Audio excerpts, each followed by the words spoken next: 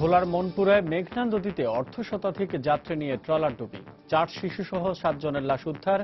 ঝুঁকি নিয়ে চলছে কাওড়াকান্দি শিমুলিয়া নৌরুটে যাত্রী পারাপার। মৌসুমী বায়ুর প্রভাবে দিনভর থেমে থেমে বৃষ্টির পর জলজট ও যানজটে নাকাল রাজধানীবাসী। স্বল্পমেয়াদী পরিকল্পনার কথা জানালেন দক্ষিণের মেয়র। গোয়েন্দা সংস্থাগুলোর তথ্যের কারণেই বিএনপি জামায়াতের নাশকতা ঠেকানো সম্ভব হয়েছে বললেন প্রধানমন্ত্রী। রাজধানীতে পুলিশ প্লাজা কনকর্ডের উদ্বোধন। মাদকের টাকা না পেয়ে রাজধানীতে 10 বছরের শিশু হত্যা, জড়িত সন্দেহে আটক 3, নিখোঁজের 4 মাস পর মিরপুর থেকে কিশোরের লাশ উদ্ধার। এবং অনলাইনে ভুল আবেদনের সংশোধনী ধীর গতিতে চলায় ভর্তি ইচ্ছুক কলেজ শিক্ষার্থীদের খুব দ্রুত পদক্ষেপের পরামর্শ প্রযুক্তিবিদদের। সমাধানের আশ্বাস শিক্ষা বোর্ডের।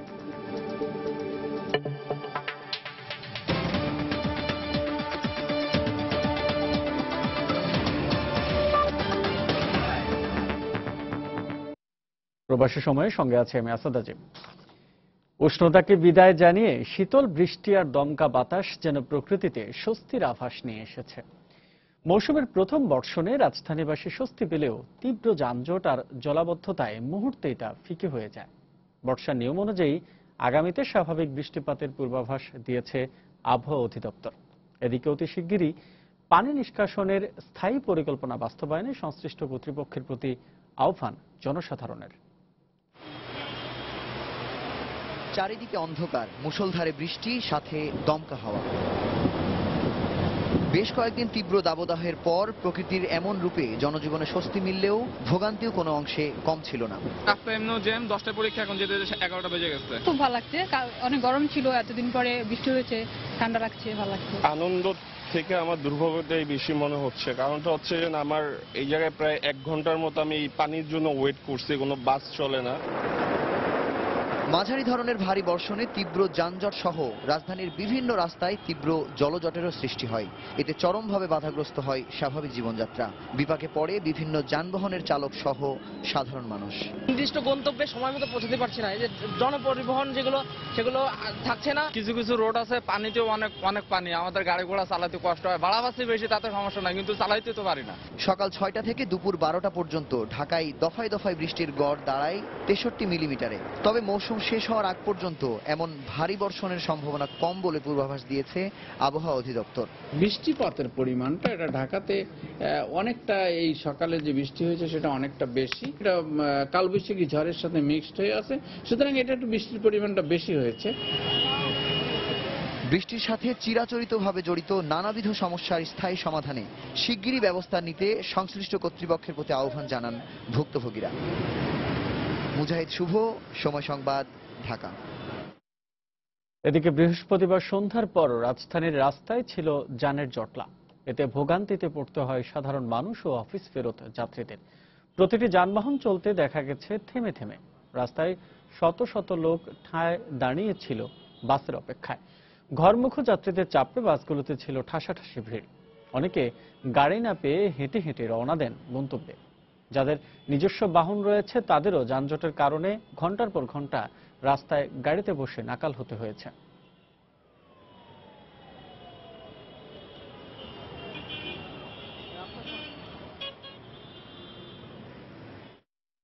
আমি মিরপুর যাওয়ার জন্য অনেকক্ষণ থেকে এখানে অপেক্ষা করতেছি, প্রায় আধা ঘন্টা সময় হয়েছে, কিন্তু কোনো বাস পাচ্ছি না। বাস পাইলে অনেক মানুষ জাম। আমি মিনিমাম 1.5 থেকে 2 ঘন্টা যাব দাঁড়িয়ে আছি এখানে। হেমায়েতপুর যাব, কিন্তু কোনো বাস পাচ্ছি না। আমি বাসের জন্য বাস পাচ্ছি না, তাই অনেকক্ষণ বড় দাঁড়াইলাম। এখন হাইটে হাইটে রওনা দিলাম। ছোট গাড়ি বেশি, বড় গাড়ি কম, তার জন্য রাস্তার জাম। রাজধানীর ড্রেনেজ ব্যবস্থার দুর্দশার কারণে পুরো বর্ষা মৌসুম দুর্ভোগ পোহাতে হয় নগরবাসীকে। বিশেষজ্ঞরা বলছেন, ড্রেনেজের দায়িত্ব একাধিক সংস্থার হাতে থাকায় কাটছে না জটিলতা, বাড়ছে দুর্ভোগ। সমস্যা সমাধানে ড্রেনেজ ব্যবস্থার পুরো বিষয়টিকে সিটি কর্পোরেশনকে দেওয়ার পক্ষে মত তাদের। পাশাপাশি প্রাকৃতিক খালগুলো উদ্ধারের উপরও গুরুত্ব দিলেন নগরবিদরা। রাশেদ লিমনের প্রতিবেদন। বর্ষায় জলাবদ্ধতার এমন চিত্রের সঙ্গে দীর্ঘদিন ধরেই পরিচিত নগরবাসী। কোথাও আবার বছরের 12 মাসই এমন জলাবদ্ধতার দুর্ভোগ পোহাতে হয় স্থানীয়দের। ঢাকা শহরের ড্রেনেজ ব্যবস্থা সুরতহাল করলে দেখা যায় প্রথম ধাপে 3টে স্তরে হয় পানি ও পয় নিষ্কাশন, ভূপরিস্থ ড্রেনেজ, সুয়ারেজ ডিসপোজাল ও স্টর্ম ড্রেনেজ। এর মধ্যে প্রথমটি পরিচালনা করে ঢাকা উত্তর ও ঢাকা দক্ষিণ সিটি কর্পোরেশন, আর পরের দুটির দায়িত্বে ঢাকা ওয়াসা। ঢাকা ওয়াসা বা ওয়াসা যে যার ম্যান্ডেট, তাতে কিন্তু মূলত পানি সরবরাহ, সুপেয় পানি অর্থাৎ portable water as well as Suarez system বা ওয়েস্ট ওয়াটার সিস্টেম, এই দুটোই কাজ। অনেক ক্ষেত্রে কিছু বিভিন্ন সমন্বয় হয়ে থাকে, তবে স্থানীয় পর্যায়ে আমরা সমন্বয় করার চেষ্টা করছি। তো আমার মনে হয় যে উচ্চ পর্যায়ে আরো যদি সমন্বয় করা হয়, কাজগুলো হয়তো আরো সুন্দরভাবে এগিয়ে যাবে। দ্বিতীয় ধাপে সুয়ারেজের পানি চলে যায় নারায়ণগঞ্জের ওয়াটার প্ল্যান্টে। তবে রাজধানীর মোট বর্জ্যের খুব সামান্য অংশই নিষ্কাশন হয় এই প্ল্যান্টের মাধ্যমে। বাকি বর্জ্য প্রথম ও তৃতীয় স্তরের সাথে গিয়ে পড়ে খালগুলোতে। অপরিকল্পিতভাবে ময়লা ফেলা, অব্যবস্থাপনা ও অবৈধ দখলে খালগুলোর অবস্থাও বেহাল। স্বাধীনতার পর 1972 সালে রাজধানীতে মোট খালের সংখ্যা ছিল 42টি। 2015-তে এসে কাগজে কলমে তা দাঁড়িয়েছে 16টিতে। তারই একটির উপরে এখন আমি দাঁড়িয়ে। তালিকায় থাকা বাকিগুলোর অনেকটাই এখন মৃতপ্রায়। যদিও ওয়াসার হিসেবে খালের সংখ্যা 26টি। এই খালগুলো তত্ত্বাবধানে রয়েছে আবার 3টি প্রতিষ্ঠান: ঢাকা ওয়াসা, রাজধানী উন্নয়ন কর্তৃপক্ষ ও পানি উন্নয়ন বোর্ড। নর্দমা থেকে খাল পুরো প্রক্রিয়ায় সংযুক্ত সংস্থাগুলোর মধ্যে সমন্বয়হীনতাই ড্রেনেজ ব্যবস্থাকে প্রায় ভেঙে ফেলেছে বলে মনে করেন বিশেষজ্ঞরা। আর তাই পুরো প্রক্রিয়া নগর সরকারের হাতে ন্যস্ত করার পরামর্শ দিলেন তারা। পুরো ব্যবস্থাপনায় আপনি মূলত সমন্বয়হীনতা, নিয়মিত রক্ষণাবেক্ষণের বিষয়ে অনীহা এবং অপারগতা এবং সবশেষে দায়িত্বহীন আচরণ, সমন্বয়ের দায়িত্বটা একটা নগর সরকার ব্যবস্থার মধ্যে দিয়ে মেয়রকে দিয়ে দেন। সবচেয়ে বড় কথা, ড্রেন মাস্টার প্ল্যান যেটা হয় সঠিক হওয়া উচিত। আন্ডারগ্রাউন্ড ড্রেন অথবা সারফেস ড্রেন, সেগুলো সঠিকভাবে নির্মাণ করা উচিত এবং নির্মাণ যেন বারবার করতে না হয়। সঠিকভাবে হলে আর এটা করতে হয় না। বাসযোগ্য ঢাকা করতে এখনই এগিয়ে আসতে সংশ্লিষ্টদের আহ্বান এই দুই নগরবিদের। রাশেদ লিমন, সময় সংবাদ, ঢাকা। এদিকে রাজধানীর জলাবদ্ধতা নিরসনে স্থায়ী পরিকল্পনার প্রয়োজন থাকলেও আপাতত স্বল্প মেয়াদী পরিকল্পনা গ্রহণ করা হবে বলে জানিয়েছেন ঢাকা দক্ষিণ সিটি কর্পোরেশনের মেয়র সাইদ খোকন। বৃহস্পতিবার দুপুরে জাতীয় প্রেস ক্লাবে এক অনুষ্ঠান শেষে সাংবাদিকদের প্রশ্নের জবাবে তিনি একথা জানান। টেম্পোরারি ভাবে আপনার এটাকে পাম্প আউট করে বের করতে হবে, আর স্থায়ী সমাধানের জন্য আমাদেরকে অনেক বড় দীর্ঘমেয়াদী পরিকল্পনা করতে হবে। অনেক জায়গাতে বক্স কালভার্ট হয়ে গেছে, অনেক জায়গায় খাল ভরাট হয়ে গেছে, অবৈধ দখল হয়ে গেছে। এই বিষয়টা খুব ছোটখাটো না, সমস্যাটা অত্যন্ত প্রকট এবং দীর্ঘমেয়াদী। কিন্তু জনগণের যাতে আপনার স্বল্প মেয়াদে সমস্যাটুকু না হয়, সেই ব্যবস্থাটুকু আমরা ইমার্জেন্সি বেসিস নেব। একের পর এক দুর্ঘটনা ঘটলেও কাওড়াকান্দি শিমুলিয়া নৌরুটে বন্ধ হয়নি লঞ্চে অতিরিক্ত যাত্রী পরিবহন। জীবনের ঝুঁকি নিয়েই পদ্মা পাড়ি দিচ্ছেন যাত্রীরা। তাদের অভিযোগ, নজরদারি না থাকায় প্রশাসনকে বৃদ্ধাঙ্গুলি দেখাচ্ছেন লঞ্চ মালিকরা। এদিকে মালিক সমিতির নেতারা অভিযোগ অস্বীকার করলেও আইন অমান্যকারীদের বিরুদ্ধে ব্যবস্থা নেওয়ার আশ্বাস দিলেন জেলার পুলিশ সুপার সঞ্জয় কর্মকার। অভিজিতের তথ্য ও শাহাদাত আকনের ছবি নিয়ে ডেস্ক রিপোর্ট। প্রায় ৩০ বছর আগে রাজধানী ঢাকার সঙ্গে দক্ষিণাঞ্চলের ২১টি জেলার যোগাযোগে বিকল্প নৌপথ হিসেবে চালু হয় কাওড়াকান্দি শিমুলিয়া নৌরুট। তবে এ রুটে অতিরিক্ত যাত্রী বোঝাইয়ের কারণে বিভিন্ন সময় লঞ্চ দুর্ঘটনায় প্রাণ হারিয়েছেন অনেক মানুষ। সবশেষ গত বছরের ৪ আগস্ট পিনাক ৬ নামের লঞ্চটি ডুবে প্রাণ হারায় ৫২ জন, নিখোঁজ রয়ে যায় অর্ধশতাধিক। এরপর অতিরিক্ত যাত্রী বহন বন্ধে কড়া নির্দেশনা দেয় বিআইডব্লিউটিএ। কিন্তু এই নির্দেশনাকে বৃদ্ধাঙ্গুলি দেখিয়ে এভাবেই অতিরিক্ত যাত্রী বোঝাই করে চলছে এই রুটের লঞ্চগুলো।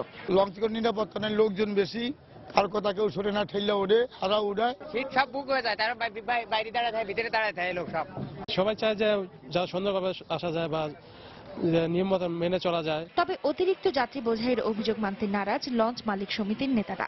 লঞ্চে কোনো রকম ওভারলোড হয় না এবং ভবিষ্যতেও ওভারলোড হবে না, এটার দিকে আমরা সবসময় মালিক সমিতি এবং বিআইডব্লিউটিএলরা খুব তৎপরতায় আছি। অবশ্য আইন অমান্যকারীদের বিরুদ্ধে কঠোর ব্যবস্থা নেওয়ার আশ্বাস দিলেন এই পুলিশ কর্মকর্তা। কাওড়াকান্দি ঘাটে আমাদের কোনো পুলিশ ফাঁড়ি নাই, কোনো পুলিশ ক্যাম্পও নাই। এটা শিবচর থানার অধীনে রয়েছে। তো যখন কোনো বিষয়ে তাদেরকে সংবাদ দেওয়া হয় তখন শিবচর থানা থেকে পুলিশ গিয়ে এই বিষয়টি দেখে।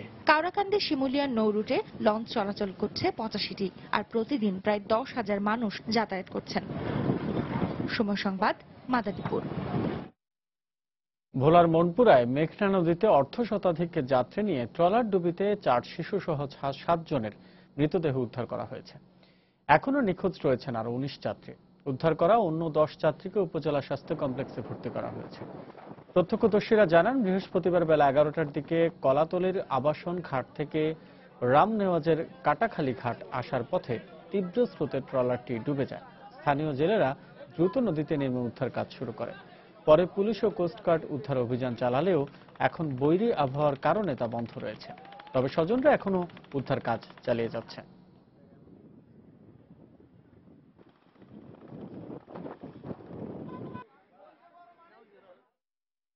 নৌকাটা ডুবে যাওয়ার মাত্র যখন মানুষ চাপ দিচ্ছে, আমি ডুবে গেছি। ডুবে যাইবার পথে ওই আমার বোন ছুটি গেছে হাতে থেকে, আর বাগনিটারে হাতে ধরে রেখেছি। তক্তার 3টারে বান্যা পরে আমি বুকুর মধ্যে বানিয়ে লাইছি। বান্যা পরে আস্তে আস্তে নৌকা ডুবে গেল। ডুবে যাওয়ার পরে ভাসতেছি, দেখলাম আর কি অনেক কিছু 2-3 জনে দেখলাম ওই নদীতে মারা গেল। বাচ্চা ফোলা নির্মনি জান লাগাইছি, আমি অনেক বাচ্চা দিন উদ্ধার করছি, আর অনেক বাচ্চা ভাসি চলে গেছে। ঠিক করে শুনছি নৌকা ডুবে গেছি, আমি গেছি যাই কিছু লোক উদ্ধার করেছে, আর 3-4 জন আমি উদ্ধার করে আনছি, এগুলো হাসপাতালে পাঠাইছি। প্রচন্ড ঢেউ, ট্রলারের তলি সুইটে পড়ে যায়, তাতে 4 জন শিশু, 2 জন মহিলা লাশ উদ্ধার হয়েছে এবং এখন নিখোঁজের সংবাদ এখন পর্যন্ত 5-6 জন। আর এই উদ্ধার অভিযানে স্থানীয় জনতা স্বতঃস্ফূর্তভাবে অনেক নৌকা নিয়ে পুলিশকে হেল্প করছে, তারা উদ্ধার করছে, পুলিশও ছিল। তবে স্থানীয় জনগণের অগ্রাধিকার বলা যায়। প্রবাসী সময় আরো থাকছে। দেশে প্রথমবারের মতো পরীক্ষামূলক প্লান্ট ডক্টর ক্লিনিক চালু। ফসল রক্ষায় প্রয়োজনীয় সেবা পেয়ে আর্থিকভাবে লাভবান হচ্ছেন টাঙ্গাইলের কৃষক।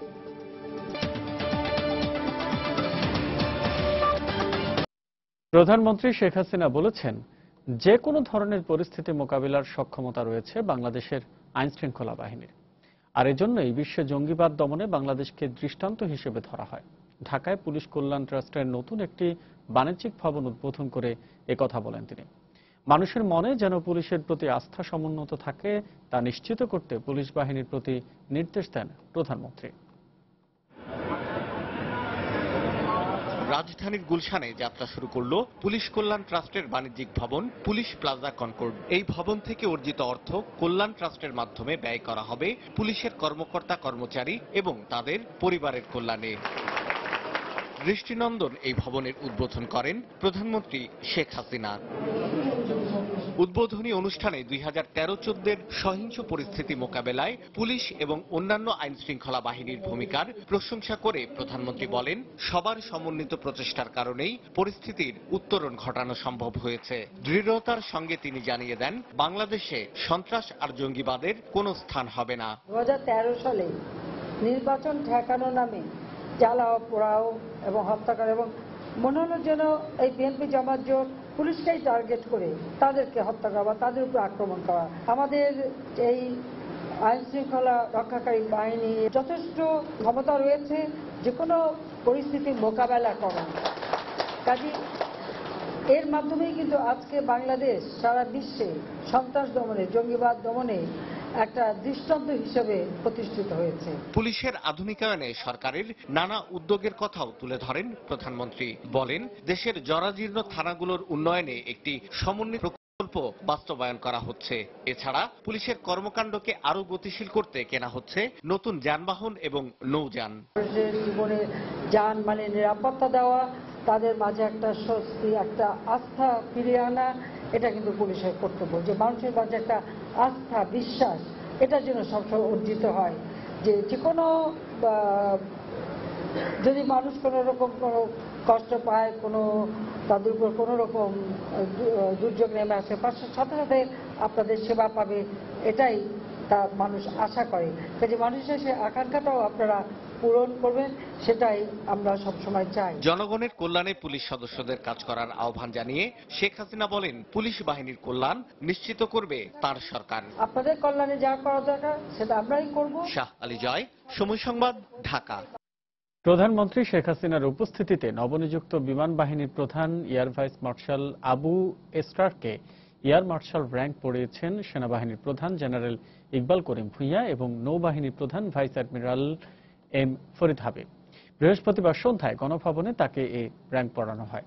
এ সময় আরও উপস্থিত ছিলেন প্রধানমন্ত্রীর নিরাপত্তা উপদেষ্টা মেজর জেনারেল অবসরপ্রাপ্ত তারিক আহমেদ সিদ্দিক, বিদায়ী বিমান বাহিনীর প্রধান এয়ার মার্শাল মোহাম্মদ ইনামুল বারী, সশস্ত্র বাহিনী বিভাগের principal staff officer lieutenant general Abu Bilal Mohammad Shafiul Haque, প্রধানমন্ত্রীর সামরিক সচিব মেজর জেনারেল মিয়া মোহাম্মদ জয়নুল আবেদিন এবং প্রধানমন্ত্রীর কার্যালয়ের ঊর্ধ্বতন কর্মকর্তাবৃন্দ।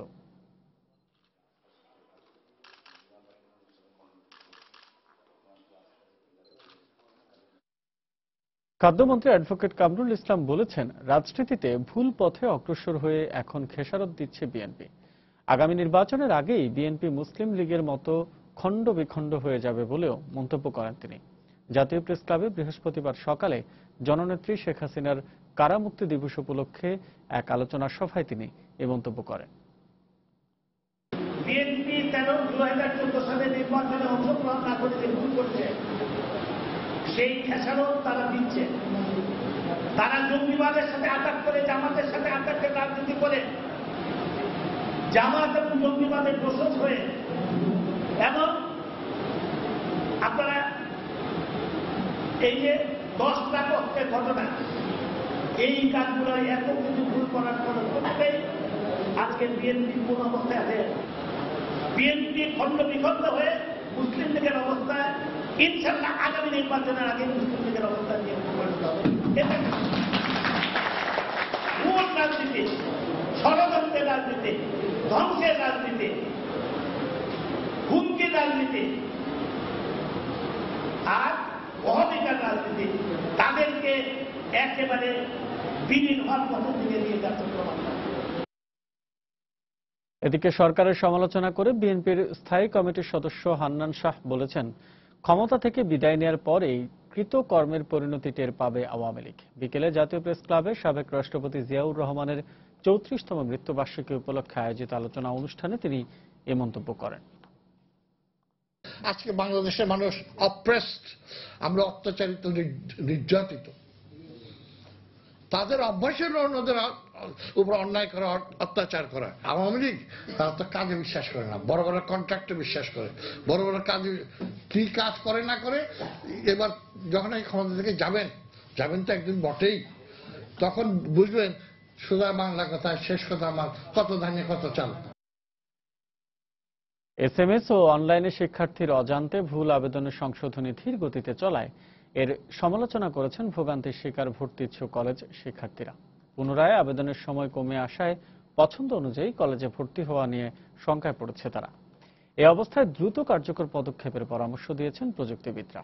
অন্যদিকে নির্ধারিত সময়ের মাঝেই সব আবেদনের সমাধানের আশ্বাস দিয়েছে উচ্চ মাধ্যমিক শিক্ষা বোর্ড। শফিক মাহমুদের রিপোর্ট। 6 জুন থেকে শুরু হওয়া কলেজে ভর্তির আবেদনের শেষ দিন 18 জুন বৃহস্পতিবার, আর ভুল সংশোধনীর জন্য আবেদন করতে পারবেন 16 জুন পর্যন্ত। সেই হিসেবে শুক্র শনিবার সাপ্তাহিক ছুটি ছাড়া সময় থাকছে মাত্র 2 দিন। এ অবস্থায় বৃহস্পতিবারও রাজধানীর অদূর এবং আশেপাশের জেলা থেকে উচ্চ মাধ্যমিক শিক্ষা বোর্ডে আসছেন ভুক্তভোগী শিক্ষার্থীরা। 2-3 দিন ধরে আর কি আমি অ্যাপ্লাই করার চেষ্টা করতেছি অনলাইনে, কিন্তু আমি করতে পারতেছি না। ইচ্ছা ছিল মতিঝিল আইডিয়াল কলেজ, তো আমি যখন ক্লিক করছি তো আমারটা ভুলবশত ধানমন্ডি আইডিয়াল কলেজে সিলেক্ট হয়ে গেছে। যাদের ক্ষেত্রে সব ফেক প্রোফাইল তৈরি করা হয়েছে তাদের ঠিক করার জন্য 15 তারিখ পর্যন্ত সময় দেওয়া হয়েছে, কিন্তু কালকে শুক্রবার আর তারপরে দিন শনিবার। এদিকে সন্তানকে ভালো কলেজে ভর্তির বিষয় নিয়ে চিন্তিত অভিভাবকরাও। চিন্তার শেষ নেই, আমাদের ছেলের ভবিষ্যৎ কি হবে, ভর্তি করাতে পারবো না। সফটওয়্যারে আরেকটা কিছু অ্যাড করে দিতে পারতো যে corrected form will be like that, কিন্তু তারা এখনো এটা করে নাই। আমরা এটা চাচ্ছি যে ইমিডিয়েটলি সলিউশন হোক। কম্পিউটারের মাউসের একটি মাত্র ক্লিকে হওয়া ভুল সংশোধনে আবেদন করা হচ্ছে এভাবে ম্যানুয়াল পদ্ধতিতে, আর এই একটি আবেদনের পর এই ভুল সংশোধন করতে সময় নিচ্ছে 2 থেকে 3 দিন। দ্রুত সমস্যা সমাধানে কার্যকর পদক্ষেপের পরামর্শ দিয়েছেন প্রযুক্তিবিদরা। ইমিডিয়েটলি সিস্টেমটা ঠিক করা, মানে যত তাড়াতাড়ি সম্ভব, আদারওয়াইজ লক্ষ লক্ষ ছেলে মেয়েদের ভবিষ্যৎ নষ্ট হয়ে যেতে পারে। কেউ একজন নটরডেম কলেজে পড়তে যাচ্ছে, তাকে পাঠিয়ে দিলেন আপনি মোল্লার ট্যাগ। ইতিমধ্যে 10 লাখ শিক্ষার্থী অনলাইন এবং এসএমএস এর মাধ্যমে নিবন্ধন শেষ করেছে। তবে কজন শিক্ষার্থী পছন্দমতো কলেজে আবেদন করতে বঞ্চিত হয়েছেন তার সংখ্যা নির্ধারণের কোনো সুযোগ নেই বর্তমান ওয়েবসাইটে। এদিকে নির্ধারিত সময়ের মাঝেই আবেদনকারীর সব ভুল সংশোধনের আশ্বাস দিয়েছেন বোর্ড পরিচালক। গোষ্ঠী বা প্রতারণা বা সংঘবদ্ধ যারা আছেন অপক্রমের সাথে, তারা আশা করি আর কোনো সুযোগ তাদের থাকবে না, কারণ আমরা ইতিমধ্যেই ছাত্রদের আবেদনের প্রেক্ষিতে তাদের চয়েস প্রমোটার সেটাকে সংশোধন করে দিয়েছি। তবে ব্যক্তি বা প্রতিষ্ঠান যেই জড়িত থাকুক না কেন তাকে শাস্তির আওতায় আনার আশ্বাসও দেন তিনি। শফিক মোহাম্মদ, সময় সংবাদ, ঢাকা। গাজীপুরে গোপন বৈঠক থেকে নগর সেক্রেটারি সহ জামায়াত শিবিরের 34 নেতাকর্মীকে আটক করেছে পুলিশ। এ সময় উদ্ধার করা হয়েছে 20টি পেট্রোল বোমা ও বিপুল পরিমাণ সরকার বিরোধী লিফলেট। গতরাতে শহরের একটি রেস্টুরেন্ট থেকে তাদের আটক করা হয়। পুলিশ জানায়, গোপন সংবাদের ভিত্তিতে শহরের শিববাড়ি মোড় এলাকার ইউরো বাংলা চাইনিজ রেস্টুরেন্টে অভিযান চালায় জয়দেবপুর থানা পুলিশ।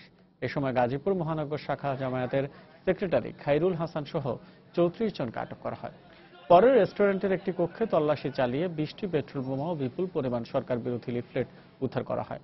আটককৃত জামায়াত শিবির কর্মীরা গোপন বৈঠক করেছিল বলে জানিয়েছেন পুলিশ। মুজাহিদের যে মামলা রায় আছে কিছুদিন পরে, এইটাকে কেন্দ্র করে তারা সাবমিটসিভ কোনো অ্যাক্টিভিটিস করার জন্য মূলত এখানে বৈঠক করতেছিল।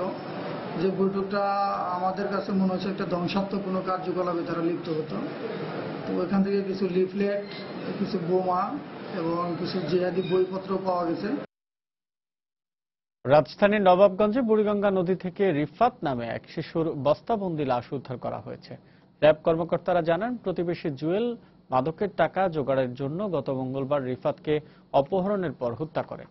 এই ঘটনায় জুয়েল সহ 3 জনকে আটক করে তারা। এদিকে নিখোঁজের 4 মাস পর মিরপুর এলাকা থেকে এক কিশোরের লাশ উদ্ধার এবং 2 জনকে গ্রেফতার করেছে দারুস সালাম থানা পুলিশ। খান মোহাম্মদ রুমেলের প্রতিবেদন। মাদক কেনার টাকা জোগাড় এবং ঋণের টাকা পরিশোধের উদ্দেশ্যে 15-20 দিন আগে মাছ ব্যবসায়ী রফিকুল ইসলামের 6 বছরের ছেলে রিফাতকে অপহরণের পরিকল্পনা করে প্রতিবেশী জুয়েল। আর এই পরিকল্পনার কথা বন্ধু ইকবালকেও জানায় সে। অবশেষে মঙ্গলবার সন্ধ্যায় রিফাতকে অপহরণের পর ঘুমের ওষুধ খাইয়ে পলিথিনের ব্যাগে ভরে নিজ বাসায় রেখে দেয়। আর রিফাতের বাবার কাছে দাবি করে 10 লাখ টাকা মুক্তিপণ। এর মধ্যে রিফাত মারা গেলেও মুক্তিপণের জন্য দর কষাকষি চালিয়ে যায় সে। র্যাবের হাতে আটক হওয়ার পর গণমাধ্যমের সামনে নির্বিকারভাবে পুরো ঘটনার বর্ণনা দেয় জুয়েল। সকালে যখন উঠে দেখি ওর নাকে মুখে রক্ত বেড়ে গেছে, ওর অবস্থা অনেক খারাপ, মানে জিবলা বেড়ে গেছে। কাপড়ের ব্যাগে করে নিয়ে নদীর ধারে ফালাই দিয়েছি। বলছিলাম হলো 10 লাখ, কিন্তু উনি বলছিল 1 লাখ। আমি ওইটাতেই রাজি হয়েছি। পরে 40,000 বলছে, ওইটাতেই রাজি হয়ে গেছে। গত রাতে জুয়েলকে আটকের পর তার স্বীকারোক্তি অনুযায়ী বুড়িগঙ্গা থেকে ভাসমান অবস্থায় রিফাতের বস্তাবন্দি লাশ উদ্ধার করে র্যাব। আটক করা হয় জুয়েলের বাবা ও বন্ধু ইকবালকে। ও বলেছে যে আমি খুব নেশাগ্রস্ত একটা লোক, বাট আমি বিগত কয়েকদিন আমি কোনো কাজ টাজ করি না, টাকা পয়সায় খুব অসুবিধায় ভুগছিলাম। তো আমি চিন্তা করলাম যে এত অল্প সময়ের মধ্যে আমি কিভাবে টাকা উদ্ধার করবো। তো আমার মধ্যে এরকম একটা নিকৃষ্টতম একটা পন্থা আমি অবলম্বন করলাম এবং এটাই আমি এক্সিকিউশন করলাম। এদিকে 10 ফেব্রুয়ারি পটুয়াখালী থেকে ঢাকায় ফুফাতো বোনের বাসায় বেড়াতে এসে নিখোঁজ হয় কিশোর আবুল বাশার। তবে তার নিখোঁজ হওয়া নিয়ে সন্দেহ ছিল পরিবারের। এই ঘটনায় দারুস সালাম থানায় একটি মামলাও করে তারা। এর ভিত্তিতে বৃহস্পতিবার সকালে 2 জনকে গ্রেপ্তার করে পুলিশ। পরে গ্রেপ্তারকৃতদের দেখানো মতে উদ্ধার করা হয় বাশারের দেহাবশেষ। পারিবারিক দ্বন্দ্বের কারণে বাশারকে হত্যা করা হয়েছে বলে প্রাথমিক ধারণা পুলিশের। তারা একে অপরের সম্পর্কে আত্মীয়স্বজন হয়। এই আত্মীয়তার সূত্র থেকে তাদের পারিবারিক একটা দ্বন্দ্ব ছিল গ্রামের এলাকায়। সেই দ্বন্দ্বের প্রতিশোধমূলকভাবেই ভিকটিম বাশারকে হত্যা করেছে তারা। এই ঘটনার সঙ্গে জড়িত বাকি আসামিদের গ্রেপ্তারের চেষ্টা চলছে বলেও জানায় পুলিশ। খান মোহাম্মদ রুমেল, সময় সংবাদ, ঢাকা। যশোরে ভাইকে বেঁধে রেখে বোনকে গণধর্ষণের ঘটনা ঘটেছে। এ ঘটনায় অভিযুক্ত একজনকে আটক করা হয়েছে। গতরাতে শার্শা উপজেলার রুদ্রপুর গ্রামে এ ঘটনা ঘটে। পুলিশ জানায়, বুধবার দুপুরে আম কেনার উদ্দেশ্যে শার্শায় যান 2 ভাই বোন। এ সময় পূর্ব পরিচিত আজকার নামে এক ব্যক্তি তাদেরকে বাড়িতে দাওয়াত দেন। পরে বেড়ানোর নাম করে পাশের একটি মাছের ঘেরে নিয়ে যে ভাইকে বেঁধে রেখে কয়েকজন মিলে ওই নারীকে ধর্ষণ করে। পরে আজ সকালে ওই এলাকায় আর না আসার হুমকি দিয়ে জামতলা বাজারে ভাই বোনকে বাসে উঠিয়ে দিতে আসে অভিযুক্ত আজকার।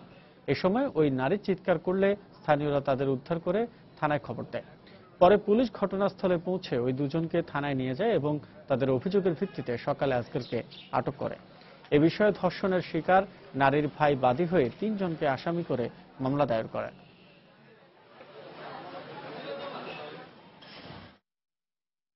টাঙ্গাইলে পরীক্ষামূলকভাবে প্লান্ট ডক্টর ক্লিনিক চালু করায় খুশি এই অঞ্চলের কৃষকরা। তারা সময় মতো কৃষি কর্মকর্তাদের কাছ থেকে প্রয়োজনীয় সেবা নিয়ে ফল ও ফসল রোগ বালাইয়ের হাত থেকে রক্ষা করতে পারছেন। সেই সঙ্গে আর্থিকভাবেও লাভবান হচ্ছেন। দেশের প্রত্যেকটি ইউনিয়নে এ কার্যক্রম চালু করা হলে কৃষিতে বিপ্লব ঘটানো সম্ভব বলে অভিমত জেলা কৃষি বিভাগের। কাদের তালুকদারের তথ্য ও রাশেদ খানের ছবি নিয়ে ডেস্ক রিপোর্ট। বিশ্বের ৩৩টি দেশের মতো কমনওয়েলথের সহযোগিতায় এখন বাংলাদেশেও ফসল, সবজি ও ফলমূলের জন্য চিকিৎসা কেন্দ্র স্থাপন করা হয়েছে। পরীক্ষামূলকভাবে চলতি বছরের এপ্রিলে প্ল্যান্ট ডক্টর ক্লিনিক নামে ফসলের জন্য টাঙ্গাইলের 2টি উপজেলায় এটি চালু করা হয়। ইতোমধ্যেই প্ল্যান্ট ডক্টর ক্লিনিক টাঙ্গাইল সদর ও মধুপুর উপজেলায় কৃষকের মাঝে ব্যাপক সাড়া ফেলেছে। আগে প্রত্যেকটি উপজেলায় কৃষি অফিস এবং মাঠ পর্যায়ে কৃষি অফিসার থাকলেও তাতে তেমন কোনো উপকার পায়নি কৃষক। কিন্তু বর্তমানে ইউনিয়নের একটি নির্দিষ্ট জায়গায় কৃষি অফিসারদের পাওয়ায় সুবিধা হচ্ছে বলে জানিয়েছেন কৃষকরা। গাছগাছরা হাসপাতাল বাড়িতে আমরা নিয়ে আসলাম, সেবা যদি পাই তো আমাকে তো ভালো। বেগুন ক্ষেতের পোকার সমস্যা নিয়ে এলে আসছি। আম কাঁঠালের পোকা, তার বেগুনের সবকিছুই ভালো হইতেছে। এখানে এসে আমাদের উপকারী হয়েছে। হাসপাতালে পরামর্শ নিলাম, নেওয়ার পরে তারা ফিক্সেশন করে দিছিল। ফাঁদ ব্যবহার করার পরে আমার বেগুন ভালো হয়েছে। এদিকে প্ল্যান্ট ডক্টর ক্লিনিকের কর্তব্যরত চিকিৎসকরা জানান, ফসল ও ফলমূলের জন্য বিশ্বের উন্নত দেশের মতো বাংলাদেশেও এই সেবা কার্যক্রম চালু হওয়ায় কৃষক পর্যাপ্ত সেবা পাচ্ছে। সমস্যার অনুকূলে ব্যবস্থাপত্র নিয়ে যাচ্ছে। এই ব্যবস্থাপত্র নিয়ে যাওয়ার ফলে তারা তার জমিতে প্রয়োগ করছে। এত সুবিধা হয় কি একই দিনে আমরা অনেক কৃষকের সেবা দিতে পারি। আমার মনে হয় বাংলাদেশের প্রত্যেকটা ইউনিয়নে করলে, কমপক্ষে প্রত্যেকটা ইউনিয়নে একটা জায়গায় করলে অন্তত এই কৃষকরা বেশি উপকৃত হতো। জেলার কৃষি বিভাগের শীর্ষ কর্মকর্তা জানান, সারা দেশে এই কার্যক্রম চালু হলে কৃষিতে বিপ্লব ঘটানো সম্ভব। চাষিরা নিজেদের সমস্যা, তাদের রোগ পীড়া, ফসলে যে সমস্ত রোগ পীড়া আছে, পোকামাকড় আছে, চাক্ষুষ আমাদের ডাক্তারকে দেখাচ্ছেন এবং তিনি এটার প্রেসক্রিপশন নিয়ে যাচ্ছেন। আমাদের এই প্রজেক্টটা ভালোভাবে চলবে, সারা দেশে এটা সম্প্রসারিত হবে বলে আমরা আশা করছি। টাঙ্গাইলের সদর উপজেলার দাইন্না ইউনিয়নে কৃষি জমির পরিমাণ ১,৮৪৭ হেক্টর আর কৃষক পরিবার রয়েছে ৫,৫৬৮টি। আর মধুপুরের কুড়াগাছা ইউনিয়নে কৃষি জমি ৫,৯০০ হেক্টর ও ৪,৩৫০টি কৃষক পরিবার রয়েছে। সময় সংবাদ, টাঙ্গাইল। 11 জন প্রধানমন্ত্রী ও আওয়ামী লীগ সভানেত্রী শেখ হাসিনার কারামুক্তি দিবস উপলক্ষে আলোচনা সভা করেছে বাংলাদেশ আওয়ামী যুবলীগ। বৃহস্পতিবার বিকেলে রাজধানীর মহানগর নাট্যমঞ্চে আলোচনা সভার আয়োজন করা হয়। এতে প্রধান অতিথি হিসেবে উপস্থিত ছিলেন কৃষিমন্ত্রী ও আওয়ামী লীগের প্রেসিডিয়াম সদস্য মতিয়া চৌধুরী। সভায় বক্তারা 111-এর সময় রাজনৈতিক দলগুলোর উপর নিপীড়নের ঘটনা উল্লেখ করে এসব ঘটনার পুনরাবৃত্তি যাতে না হয় সেজন্য সবাইকে সতর্ক থাকার আহ্বান জানান।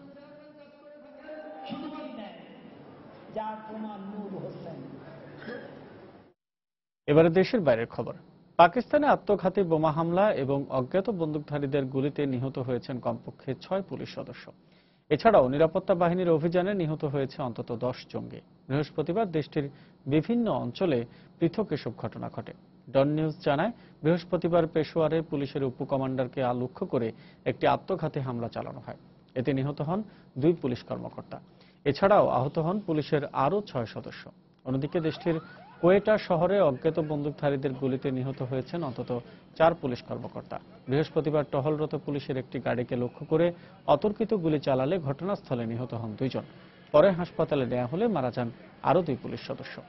এদিকে পাকিস্তানের উত্তর ওয়াজিরিস্তানের দাত্তা খেল এলাকায় নিরাপত্তা বাহিনীর সদস্যদের অভিযানে অন্তত 10 জঙ্গি নিহত হয়েছে। বৃহস্পতিবার দেশটির আন্তঃবাহিনী জনসংযোগ বিভাগ ISPR এর এক বিবৃতিতে একথা জানানো হয়।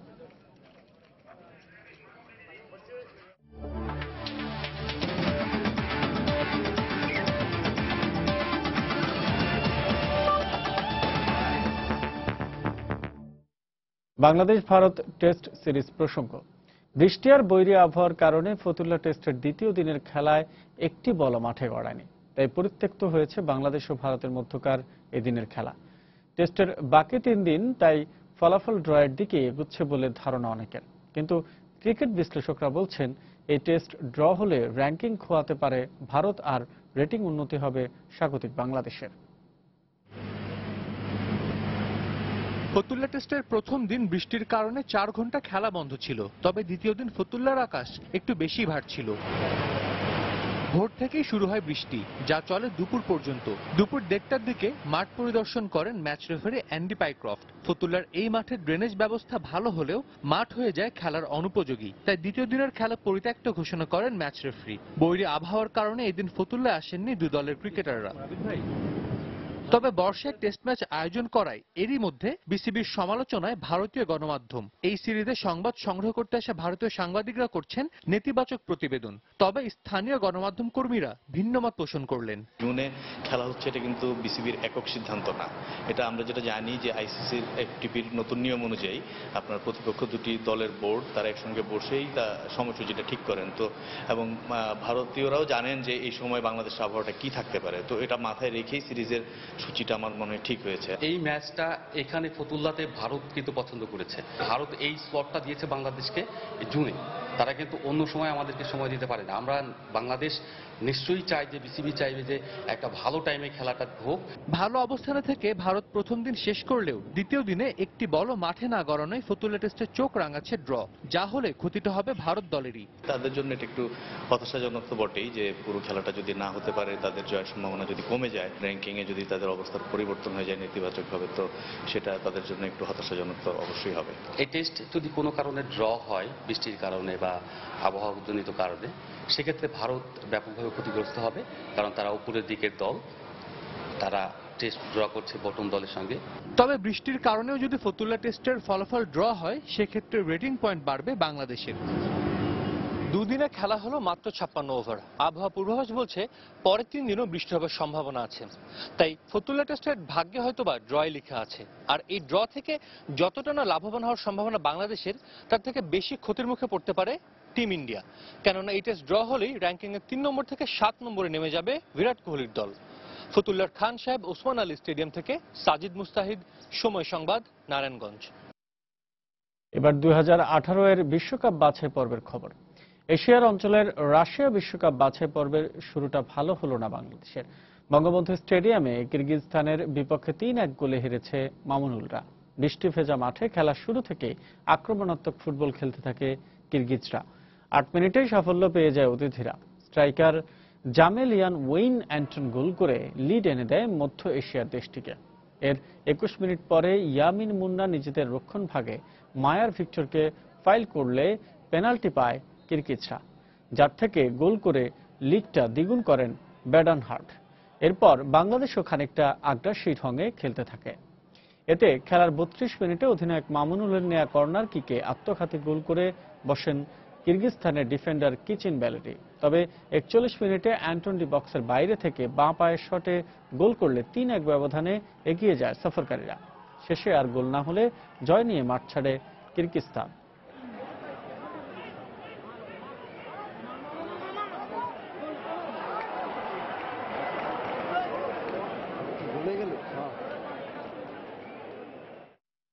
এবার কোপা আমেরিকার খবর। 44তম কোপা আমেরিকার উদ্বোধনী ম্যাচে মাঠে নামতে যাচ্ছে স্বাগতিক চিলি ও ইকুয়েডর। স্তাদিও ন্যাসিওনাল জুলিও মার্তিনেজ প্রাদানুস স্টেডিয়ামে বাংলাদেশ সময় ম্যাচটি শুরু হবে ভোর 5:30টায়। গ্রুপ এ এর এই ম্যাচে দুদলই জয় দিয়ে তাদের আসর শুরু করতে চায়। লাতিন আমেরিকার ফুটবলীয় ছন্দের সুখ্যাতি সারা বিশ্ব জুড়েই সমাদৃত। দক্ষিণ আমেরিকার ফুটবলের শ্রেষ্ঠত্ব দখলের এই প্রতিযোগিতা শুরু হচ্ছে চিলি এবং ইকুয়েডরের লড়াইয়ের মধ্য দিয়ে। ব্রাজিল, আর্জেন্টিনা কিংবা উরুগুয়ের মতো ফেভারিটদের ভিড়ে ছোটরাও চায় অঘটন উপহার দিয়ে এবারে শিরোপা নিজেদের করে নিতে। সে লক্ষ্যেই গ্রুপ এর ম্যাচে ইকুয়েডরের বিপক্ষে মাঠে নামছে চিলি। পরিসংখ্যানও কথা বলছে চিলিয়ানদের হয়ে। ইকুয়েডরের বিপক্ষে 50 বারের দেখায় 27টি ম্যাচে জয় পেয়েছে তারা, আর হেরেছে 10টি ম্যাচে। বাকি 13টি ম্যাচই অমীমাংসিতই থেকেছে।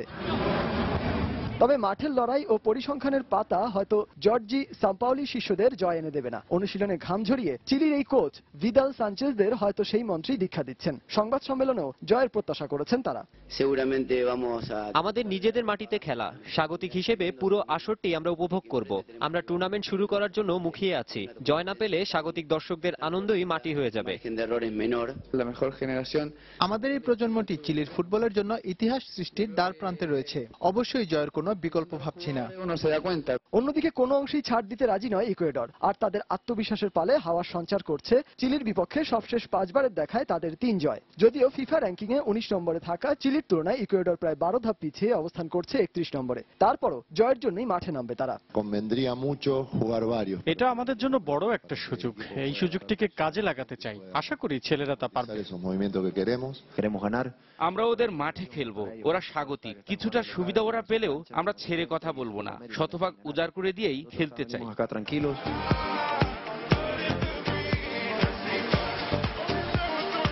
সব মিলিয়ে সারা বিশ্বে ফুটবল ভক্তদের ফুটবলি উন্মাদনায় আরো একবার মেতে উঠতে অপেক্ষা আর মাত্র কয়েক ঘন্টা।